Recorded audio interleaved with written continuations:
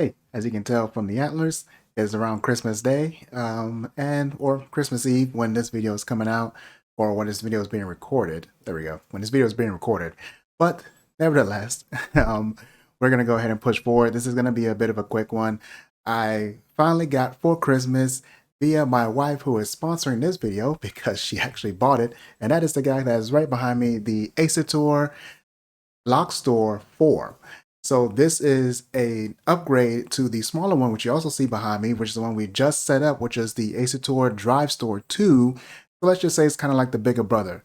We're going to unbox it, and I'm going to show you not only kind of a bit of the setup process, but also migrating my RAID from the DriveStor 2 over to the Lockerstor 4. Get into it.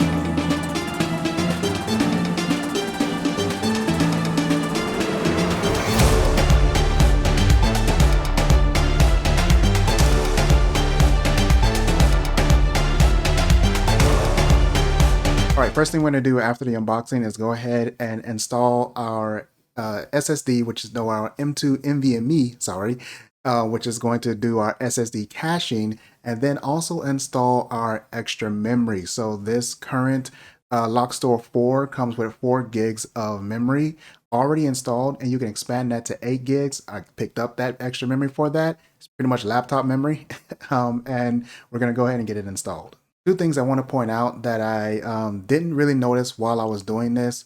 One, if you're doing SSD caching and you actually want SSD caching for both read and write, you actually have to install 2 NVMEs. That is, you need to fill both slots for the NVMEs that's provided in the Lockerstor 4.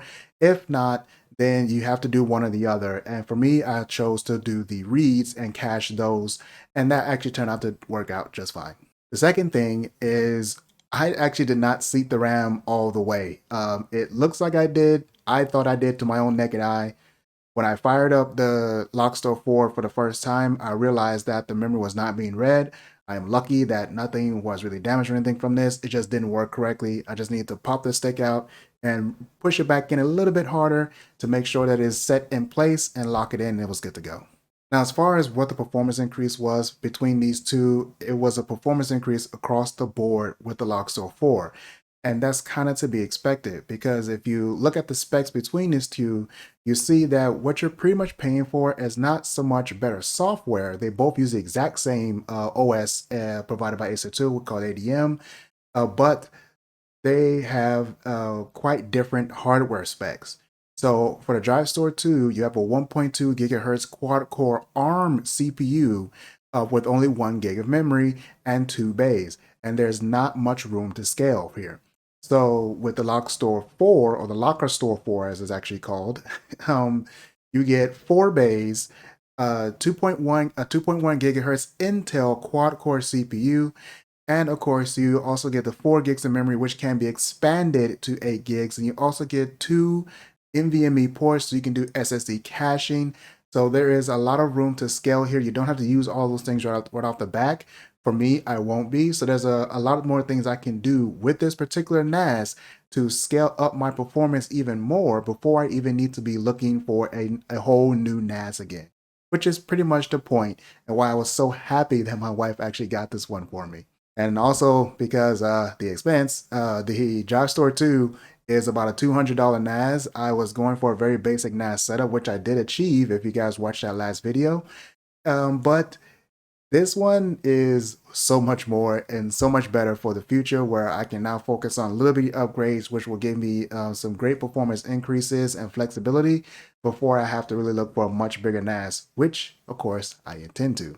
Now, with that being said, it is the biggest elephant in the room is the fact that I'm already running a RAID 0 in the DriveStor 2, and I need to actually move that over to the Lockerstor 4, the Lockerstor 4. Well, how do I do that? Well, Asustor has already thought about that, and they made a pretty simple process for this, which is just pop the drives out and pop them back in to your new Asustor NAS, which is exactly what I did. So I went ahead and popped out the Drive 1 and Drive 2 from the Asustor DriveStor 2, and then pop them into the exact same slots inside the Lockerstor 4. I don't know if you have to get the slots exactly right. I imagine you would, but maybe you don't. However, everything worked right off the back.